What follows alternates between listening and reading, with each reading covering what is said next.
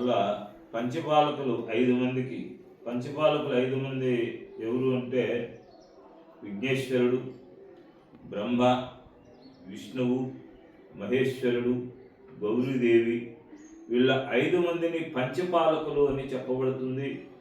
ఆ తర్వాత నవగ్రహాది హోమం చేయడం జరిగింది. నవగ్రహాలు 9 మంది.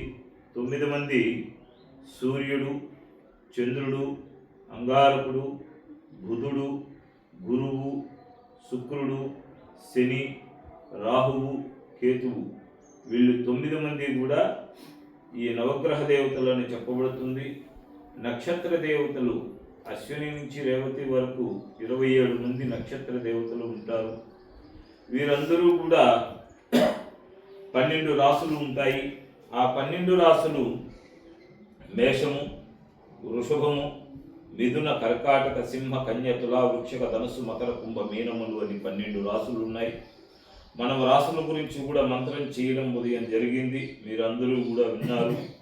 జన్మ నక్షత్రము, నామ నక్షత్రము అని 2 విధానాలుగా ఉంటాయి మనిషికి. ఎందుకంటే పూర్వకాలంలో బిడ్డ పుట్టాడు అంటే ఏదో ఒక పేరు పెట్టేవాళ్ళు.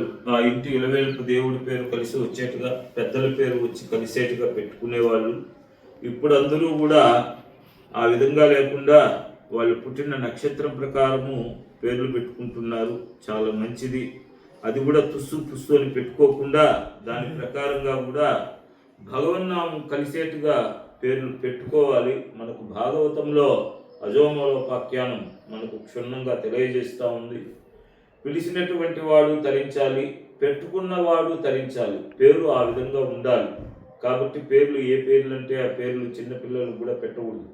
పేర్లు పెట్టేటప్పుడు ఋషిని కానీ, మీ ఇంటి బ్రాహ్మణుడు కానీ, మీ ఇంటి పెద్దల్లో మీకు తెలిసినటువంటి మా వాళ్ళు అంటే నేనున్నాను, ఆ గురువుగారి దగ్గరికి వెళదాము, పేరు పెడతారు. గురువుగారు మంచి పేరు పెడతారు. అలాగా మాలాంటి వాళ్ళ దగ్గరికి రావడం కానీ, పేర్లు పెట్టించుకోవడం కానీ అలాంటివి చెయ్యండి. ఏ పేర్లు అంటే ఆ పేర్లు పిలవబాకండి, పెట్టబాకండి. అది మనకి 27 నక్షత్రాలలో ఒక నక్షత్రానికి 4 పాదాలు ఉంటాయి.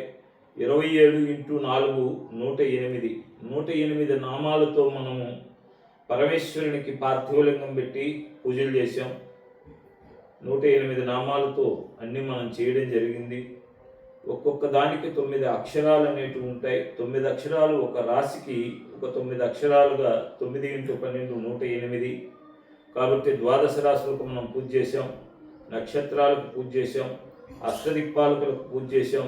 అష్టదిక్పాలకులు అంటే 8 మంది. తూర్పు ఇంద్రుడు, ఆగ్నేయంపక అగ్నిదేవుడు, దక్షిణము యముడు, నైరుతి స్థానంలో నివృత్తి, పరమట వరుణస్థానం, వాయుస్థానం, కుబేర స్థానం, ఉత్తరాన కుబేరుడు ఉంటాడు, ఈశాన్యమునందు ఈశ్వరాది దేవతలు ఉంటారు, ఈశాన్య దేవతలు ఉంటారు.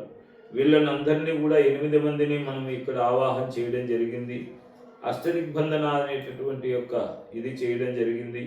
కాబట్టి ఇప్పుడు యాగఫలాన్ని మీకు అందరికీ ఇవ్వడానికి నేను సంసిద్ధుడై ఇక్కడ పీఠమునందు కూర్చోవడం జరిగింది.